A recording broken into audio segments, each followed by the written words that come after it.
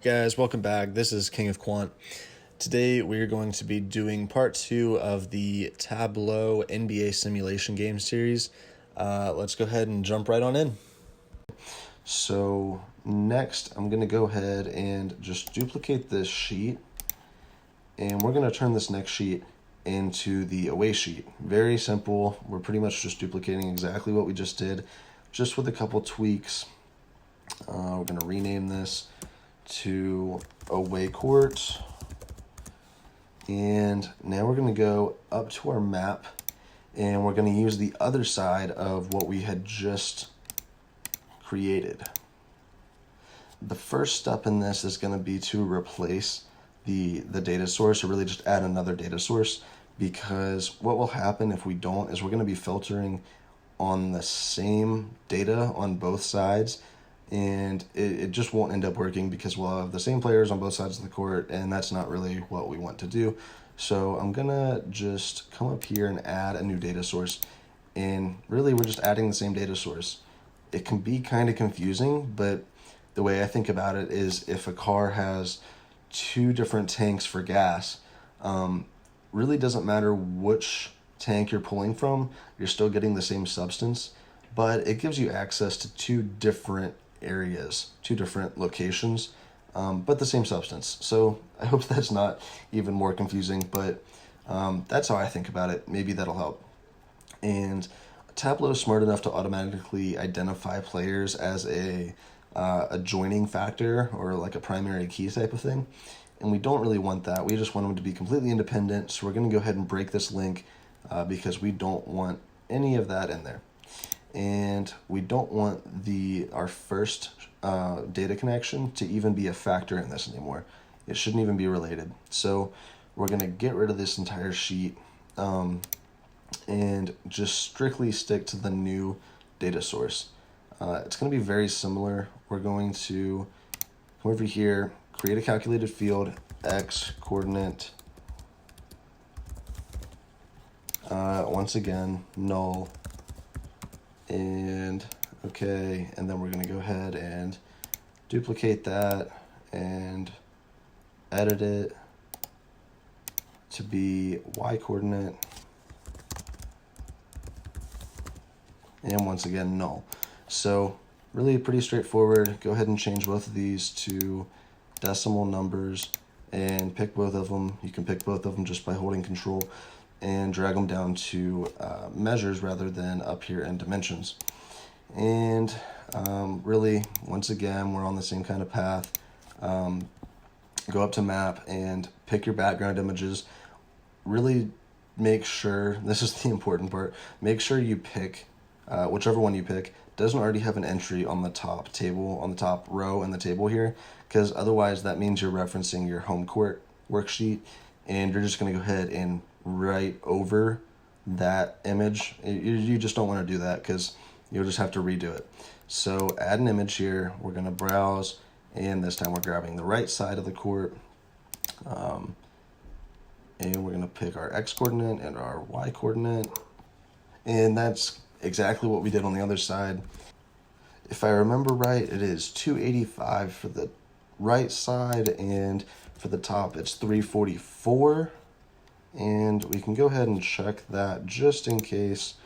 Yeah, it looks like it's 285 and 344. Hit OK again. And once again, here we are, X on the columns, Y on the rows. And now we have our right side. Pretty simple, roll right into it. Edit the Y axis to be fixed, 0 to 344. And then edit the x-axis to be fixed, 0 to 285. Really just duplicating what we did on the other sheet. Hide our headers because we don't need that information. And that little null indication in the bottom right will go away as soon as we take our player name and put it in the detail. And next up, we're going to put the correct x coordinate and y coordinates in for the away court. And I've already, once again, just like the other court, I already have these calculated. It's going to be the same process. if you want to actually do this for coordinates that you don't already have, you'll just annotate points and then just get the coordinates from that. But I already have those calculated, so I'm going to go ahead and just plop those in there. And now just do the y coordinates.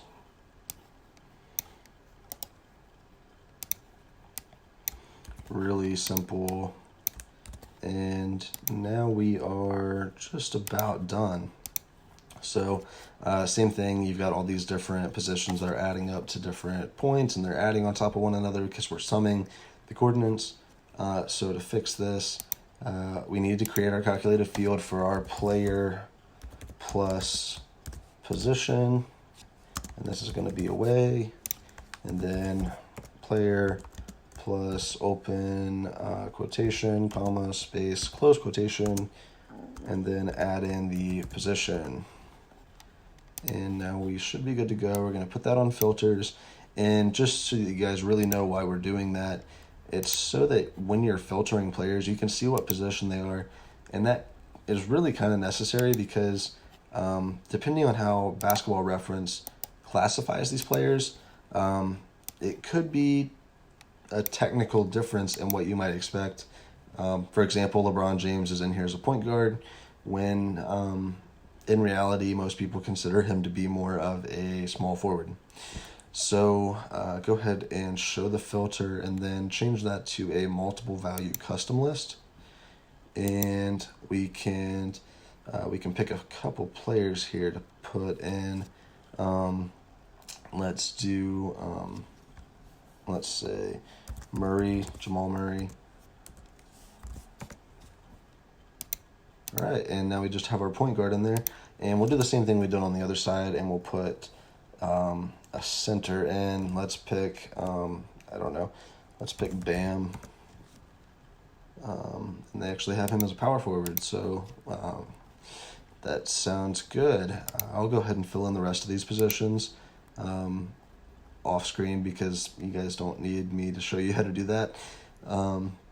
Once again, change the color to completely opaque. Change the visualization to a map, and take the player name and put it into label.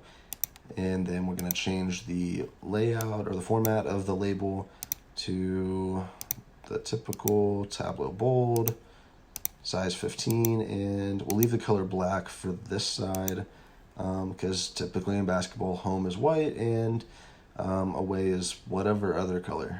And black contrasts really well with the wooden court. So I think we're good to go there. Once again, just adjust the tooltip to get rid of the X and Y coordinates, and then really just remove all of it, and then put the player in position into the tooltip, and just go up here to insert and hit attribute player position. And now when we hover over it, we can see their position too. One extra little tooltip that some people might want, we are going to be calculating the team scores based on points, assists, and rebounds, which is really kind of rudimentary compared to what it could be and what it really should be. But any stats that are of any kind of value, you can go ahead and just put these stats in here too. They're all listed over here. So it's pretty simple to do. You're just going to take the same process as player plus position that we created. Next up, we just need to create the home and away score bar charts. And for that, as you can see, we just take the player and position filter from the other ones, from the other sheets, and we apply that to these sheets. And maybe that seems kind of confusing, but really it's not that bad. All we have to do is just create a calculated field. We'll go ahead and call that team score. And I've already got that calculated. Once again, it is really just this, it's really a formula that I just kind of made up to walk through it. Points per game, total rebounds per game, and assists per game, and then I just weighted each of them. points per game at 20%, rebounds at 30%, and assists at 30%. And then I just multiplied it by a scalar of 10. This isn't the most mathematical or quantitative approach, but it gets the job done for a rather basic foundation to a Tableau dashboard. So hit OK. Now we've got our team score. We're just going to pull the team score up to columns, and now we have a sum of the team score for every single player in the entire workbook, which is pretty close to what we want. We just need to put a filter on there. Go ahead and name this sheet home score, and then duplicate this sheet into, actually, we are going to have to redo the data on this because we want to be calculating based off of the other data set, which is really easy. So just go ahead and clear off anything that duplicated over. Rename this as away score, just so we don't get confused. And then we're going to do, once again, a calculated field called team score, and just put the same formula in there. And pull team score up to columns. For the away score, for formatting purposes, we're going to change the color to red, and then hide the header.